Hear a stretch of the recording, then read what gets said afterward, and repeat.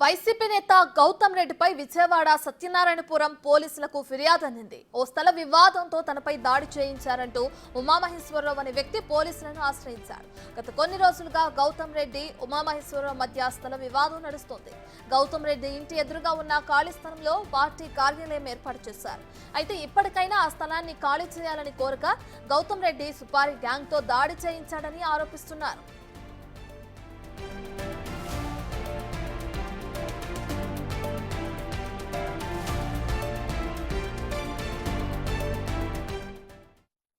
మీద జరిగినటువంటి ఇల్లీగల్ ట్రాన్సాక్షన్స్ని కూడా ఆయన మెన్షన్ చేశారు. 2016లో పూనూరు గౌతమరెడ్డి గారు వైఎస్ఆర్సీపీ లీడర్ గారు మా ల్యాండ్ మీద క్రియేట్ చేసినటువంటి ఫేక్ డాక్యుమెంట్ని కూడా ఆయన స్టడీ చేశారు. స్టడీ చేసి ఎంక్వైరీ చేసి ప్రాపర్గా ఆయన మా పక్షాన ఆర్డర్ ఇవ్వడం జరిగింది. తర్వాత 2019లో నా మీద ఒకసారి అటాక్ జరిగింది. అది కూడా మేము కేసు ఫైల్ చేసాము. తర్వాత మార్చి 4వ తారీఖు 2024 సంవత్సరంలో మళ్ళీ అటాక్ జరిగింది.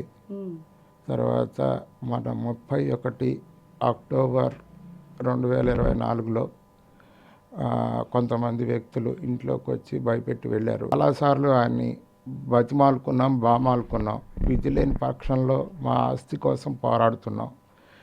మేము గొడవలు మాకు ఇంటర్నల్గా కానీ ఎక్స్టర్నల్గా కానీ ఎటువంటి వ్యక్తితో కూడా ప్రాబ్లమ్స్ లేవు.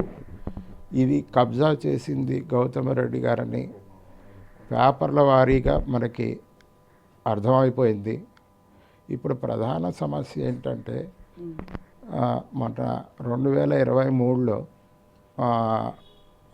ఆయన ఒక ఎటువంటి అనుమతులు లేని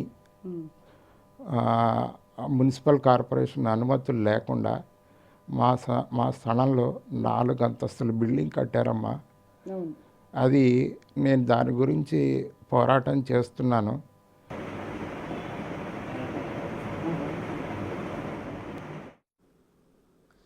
అయితే ఇప్పటికే పోలీసులు ఉమామహేశ్వరరావుపై దాడి చేసిన 4 యువకులను అదుపులోకి తీసుకున్నారు. అయితే ఇందులో గౌతమ్ రెడ్డి ప్రమేయం ఉందని తేలటంతో ఆయనపై కూడా కేసు నమోదు చేసి దర్యాప్తు చేస్తున్నారు.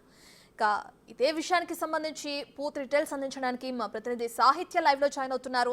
రైట్ సాహిత్య, వైసీపీ నేత ఎవరైతే ఉన్నారో గౌతమ్ రెడ్డి అక్కడ సత్యనారాయణపురంలో ఒక ఉమామహేశ్వర అనే వ్యక్తిపై దాడి చేయించారు అని చెప్పి కూడా తెలుస్తుంది. ఆ 4 యువకులను విచారణ చేశారు పోలీసులు. విచారణలో ఎటువంటి అంశాలు తెరపైకి వస్తున్నాయి? ఆ 4 దుండకులు ఎవరైతే ఉన్నారో గౌతమ్ రెడ్డి పంపించిన అంటే సుపారీ ఇచ్చారా లేదా అనేది అయితే కనుక ఇంకా దర్యాప్తులో తేలాల్సి ఉంది. ఆ 4 దుండగులు అయితే కనుక ఇది ఇప్పుడు ప్రస్తుతం మనం నుంచున్నాం కదా, ఇదే ఇల్లు ఉమామహేశ్వరరావు శాస్త్రి గారి. ఆ ల్యాండ్కి సంబంధించి 3 అన్నదమ్ముల ల్యాండ్ అయితే అందులో ఒకతను అయితే కనుక ఉమామహేశ్వరరావు శాస్త్రి.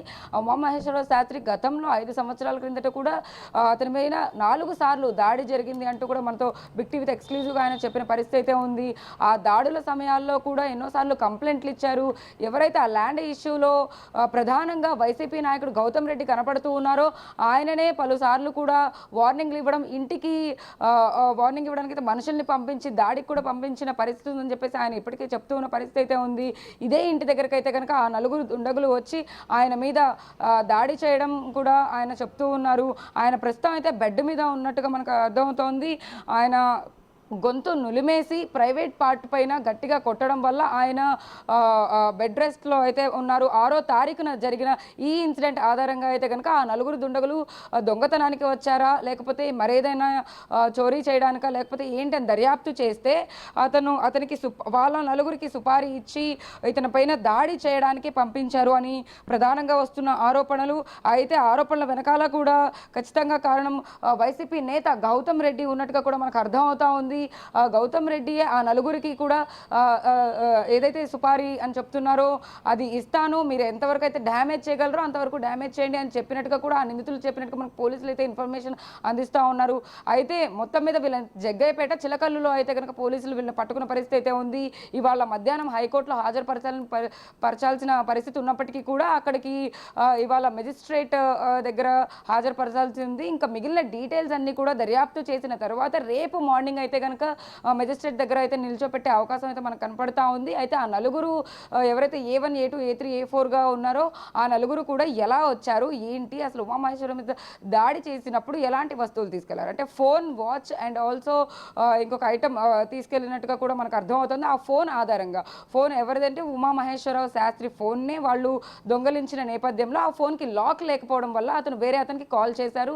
ఆ కాల్ని ట్రాక్ చేసి వాళ్ళు ఎక్కడున్నారు అని చెప్పేసి పోలీసులు ఈరోజైతే దర్యాప్తు చేయడం జరిగింది. దాన్ని ట్రాక్ చేసి మరి వాళ్ళు ఎక్కడున్నారు అని పట్టుకుని వాళ్ళని మధ్యాహ్నం కల్లా అయితే పోలీస్ స్టేషన్కి అయితే తీసుకురావడం జరిగింది. వాళ్ళపైన అయితే ఈ నలుగురు దాడి చేశారు కదా, దాని వెనుక వైసీపీ నేత గౌతమ్ రెడ్డి ప్రమేయం ఉందని చెప్పి కూడా పోలీసులు తేల్చారు. మరి దీనికి సంబంధించి గౌతమ్ రెడ్డి స్పందించారా? గౌతమ్ రెడ్డి ఇప్పటి వరకు అయితే కనుక ఎక్కడ కనపడడం లేదు. విజయవాడలో కూడా ఆయన ఎక్కడ లేనట్టుగా మనకు అర్థమవుతా ఉంది. ఆయన ముందుగానే అంటే ఈ కేసు ఇలా జరుగుతుందా లేదా అన్న నేపథ్యంలో ఆయన ముందు ఎక్కడికైనా వెళ్ళారా, లేకపోతే ఎక్కడికైనా అంటే బయట యుఎస్కి వెళ్ళినట్టుగా కూడా మనకు అర్థమవుతా ఉంది. బట్ కానీ గౌతమ్ రెడ్డి ఎక్కడున్నారు అనేది అయితే పెద్ద క్వశ్చన్ మార్క్గా మనకు తెలుస్తుంది. పోలీసులు కూడా కేసు నమోదు చేసిన తర్వాత ఆ నలుగురిని ఇవాళ పట్టుకోవడం పట్ల కూడా ఇంకా అనుమానాలు ఎక్కువ అవుతున్నాయి. ఎందుకంటే ఉమామహేశ్వరరావు శాస్త్రి కూడా దాన్ని గట్టిగా కాన్ఫిడెంట్గా తన మీద దాడి చేయించింది అయితే కనుక గౌతమ్ రెడ్డియే. వైసీపీ నేత గౌతమ్ రెడ్డి వల్ల నాకు ప్రాణహాని ఉంది అని చెప్పేసి ఆయన బహిరంగంగా చెప్తూ ఉన్నారు. వాళ్ళ కుటుంబ సభ్యులు ఎవరైతే ఉంటారో వైఫ్ అటు పిల్లల్ని కూడా ఇక్కడి నుంచి హైదరాబాద్ పంపించేశారు. ఏ దాడి జరిగినా కూడా నా మీదనే జరగాలి తప్ప నా కుటుంబ సభ్యుల మీద ఎక్కడ జరగకూడదు అన్న ఉద్దేశంతో ఆయన కూడా ఇక్కడే నివసిస్తూ ఉన్నారు. అటు పోలీస్ సిబ్బంది కూడా కానిస్టేబుల్స్ని కూడా ఇక్కడ పెట్టి ఆయనకి సెక్యూరిటీ పరంగా అంటే మున్ముందు కూడా ఎలాంటి ఇన్సిడెంట్స్ జరగకుండా ఉండేందుకు, ఎలాంటి దాడి జరగకుండా ఉండేందుకు అయితే కనుక పోలీసులు ముందు చర్యలు తీసుకుంటూ ఉన్నారు. అటు ఏసీపీ శ్రవంతి కానీ ఇటు సిఐ బాల రాజాజీ కూడా దీనిపైన ఎక్కువగా సీరియస్గా ఫోకస్ చేసినట్టుగా మనకు అర్థం అవుతా ఉంది. లోపల ఇప్పుడు ఉమామహేశ్వరరావు శాస్త్రి సిచ్యువేషన్ మనం చూడొచ్చు. ఎందుకంటే ఆయన ప్రైవేట్ పార్ట్ మీద చాలా గట్టిగా కొట్టడం వల్ల అయితే కనుక ఆయన టోటల్గా బెడ్ రెస్ట్లోనే ఉన్నారు.